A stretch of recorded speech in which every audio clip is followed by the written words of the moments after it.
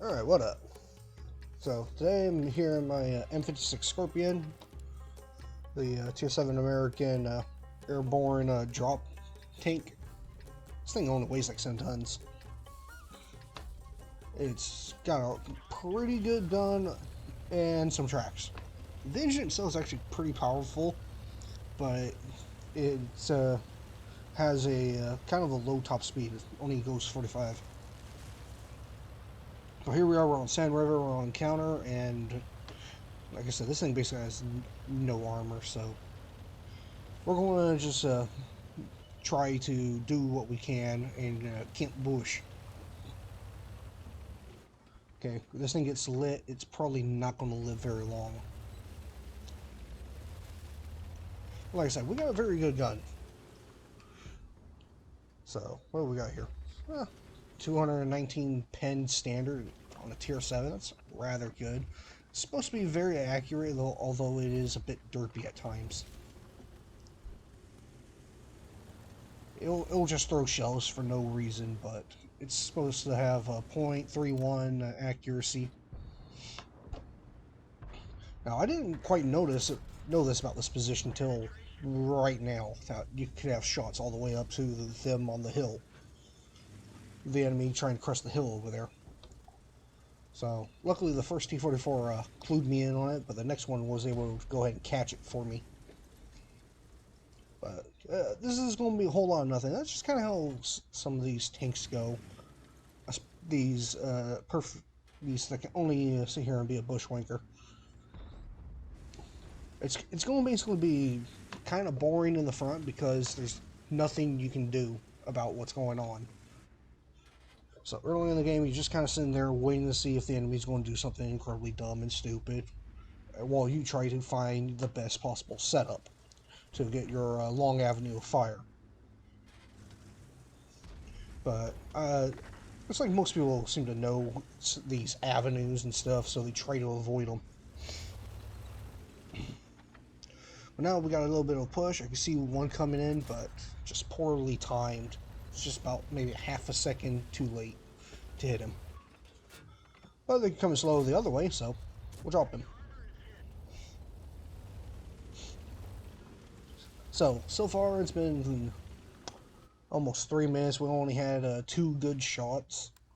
We could have had 3, but just poorly timed. Now the thing with this camper ridge is that A, kind of forget its encounter, and B, they can come around the other side. Uh-oh. But right now we're just content to just sit here.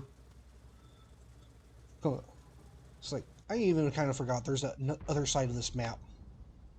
But I'm soon going to be finding out and remembering there is. Still trying to find some shots. I see guys moving around, but, you know, just rocks, sand dunes and stuff. And, oh my god, there's just guys coming around the other side. Try finding a shot on the brass, but here's the canoe panzer just running around. So I'll go ahead and get a nice shot on the canoe panzer. I'm trying to see if I can get one of the brass, because I really want the brass gone. But he's not really having it. He's actually going to have a pretty decent game. So Canoe Panzer is just coming in hot. He got up over the ridge and went, oh my god, there's tanks here. And then tried to run away. And this right here is why I suck at War Thunder. Hey, what's that big giant barrel sticking out of there? Oh my god, it's a tank. That's why I suck at War Thunder. I can't quite recognize it until I basically run into him. So again, looking for the shots on the brass because I really want to get him gone. Looks like he might start poking out, so I might be able to start getting a shot here on him soon.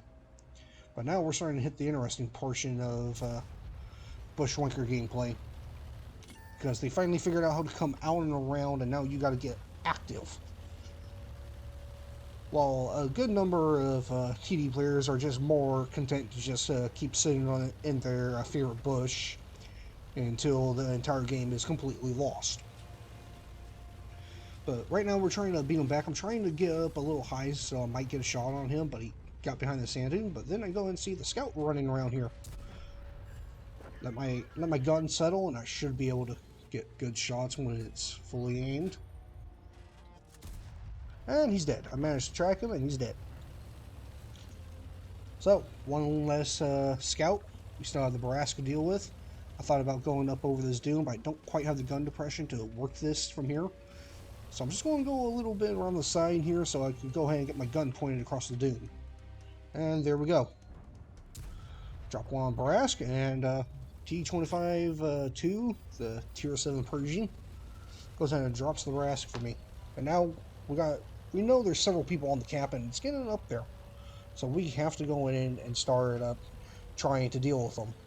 Again, let's try to keep doing what my tank does best. Keep the standoff. Try to keep some standoff, stay hidden, and just let the gun settle and go to town. Okay, that's the goal. This is what you're always got to be thinking with this kind of tank. Their little already got lit. I thought he wasn't. I was letting it settle, see if it was going to move, and then about the same time I decided to move, he moves. So we missed the chance. Okay, now interesting thing, at least for my part here, when dealing with these kind of shots, you got all the trees and bushes kind of in the way. I kind of struggle to find the where the tank actually is amongst it all until they essentially disappear, and then boom, that area that just suddenly disappeared, I know where to shoot. I don't know about anyone else. It's like, oh, there he is. That we went ahead and hit him. We got to reset, so we know we hit him. Again, trying to sneak our way in, and oh look, he's sideways on. And boom, another blind shot. We hit him. We got base defense points. Hit him again. Now, because of where I was aiming, he should have been tracked, so I'll probably aim and fire again. No reset this time. We missed. He's moved. Now, just try to sneak in. We got to go ahead and start clearing the trolls out. I was able to get right up near the Challenger without being lit until I fired, and by the time you realize what happened, he's dead. He wasn't exactly the brightest. Now, like I said, this is a very light tank. It's only like 7 tons, so running over anything basically brings it to a crawl. Running through buildings, walls, even trees. Just stops the tank. But, like I said, it's got a pretty good gun. So, saw that shot, I heard it come in and hit something, so I know more or less where the T-28 HCC is. He's probably still camping their camper hill, completely content to wait till everything is lost. And artillery did try a smart thing and just blow up the building. So, now the big thing is don't run over anything in this cap, because artillery will see that and start having a better idea of where I'm at. I'm just sitting here trying to find a shot on this guy. Here we are. I don't mind going running over something if it means I can get a shot on drop someone, but we're not going to hang there because artillery would have seen that. Now, I'm not really sure where the artillery is, so I'm going to go ahead and just kind of get near the top of the dunes here with my binocs and just be able to spot the general area. Use my incredibly good camouflage and just sit here. You know, I decided to go ahead and bust out my Scorpion here, and because I wanted to try out some of the new equipment. The gun itself has incredibly bad rotation speeds, so went ahead and put the improved rotation device, and it's ever so slightly better. But I'm just content to go ahead and sit here and gather my losing points and let my team go ahead and bag the arty. Either they're going to bag the arty, or they're going to die to the arty, and I'm going to get an invader.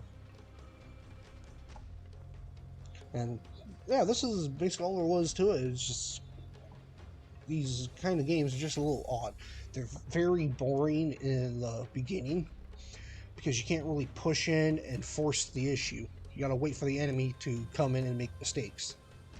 But once you're getting around the middle of the area, once you get about to the middle of the game, they start being able to figure out a way to work around, and then it kind of gets exciting.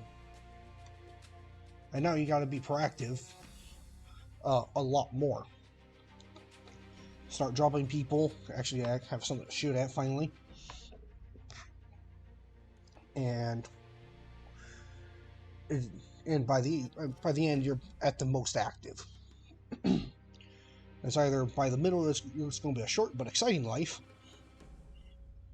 or you're going to somehow make it to the end and be able to really start cleaning things up.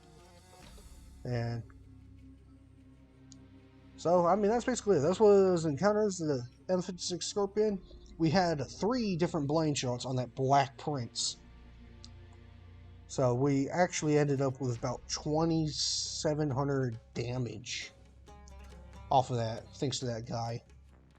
We got some nice little tracking damage off of the scout, and we just tried playing to our strengths best we can for this map and helped our team when things started slowly falling apart. Plus, I was able to go ahead and sit here and gather a few extra loser points. And that's all I got, so I'll go ahead and catch you next time.